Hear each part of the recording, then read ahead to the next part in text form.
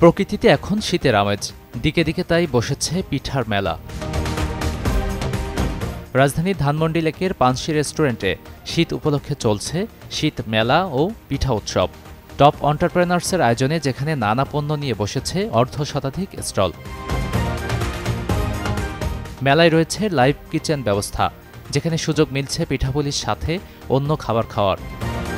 Live আছে আজকে নোয়াখালীর ঐতিহ্যবাহী খোলাজা পিঠা, সাথে হচ্ছে আচারি চিকেন আর আচারি বিফ, আর হচ্ছে আমাদের খিচুড়ি আছে, সাথে চিকেন আছে, আর সাসলিক আছে একদম লাইভ। এটা আমরা যখন কোনো কাস্টমার এসে বলবে আমরা সাথে সাথে সেটা ভেজে তারপর সার্ভ করব। আমার কাছে আছে হাঁসের মাংস, লুচি আর ছিটা পিঠা, এটা হচ্ছে বেস্ট। আর আছে গরুর হচ্ছে পাওয়ার স্যুপ, মানে নেহরি যেটা বলে, পাওয়ার স্যুপ থাকবে হচ্ছে আপনার চালের রুটি। মুখরোচক নানা খাবারের পাশাপাশি চলছে পোশাক গহনার বেচাবিক্রি। ধানমন্ডি লেকের দর্শনার্থীরা চলতি পথে সারছেন কেনাকাটা। শীতের জন্য আলাদা একটা গহনার রেখেছি আমি প্রবাহিনী থেকে, আর তাছাড়া আমাদের জামদানি আছে, 3 পিস শাড়ি।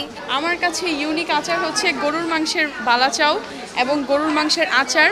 এই বালাচাও আইটেমটা খুব কম পেজেই পাওয়া যায়।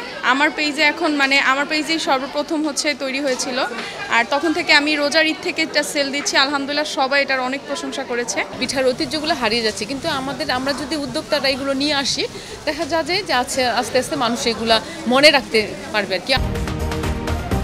প্রকৃতির সান্নিধ্যে ঘুরতে গিয়ে খাওয়া আর কেনাকাটার পাশাপাশি কেউ বা আবার মেহেদির রঙে রাঙিয়ে নিচ্ছেন হাত।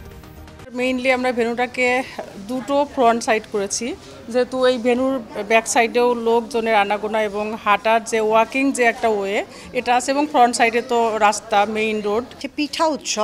পিঠা উৎসবটা দিয়েছি বলেই আমরা বেশি স্টল দিয়ে দুই জায়গা ভাগ করে দিয়ে আমরা দুটা ফুড জোন করে দিতে পেরেছি, যে এখানে পিঠা খেতে আসুক। পিঠা মানে শীতের শুরুটা ওয়েলকাম করা মোটামুটি। বুধবার শুরু হওয়া 4 দিনের এ মেলার আয়োজন চলবে 15 নভেম্বর রাত 9টা পর্যন্ত।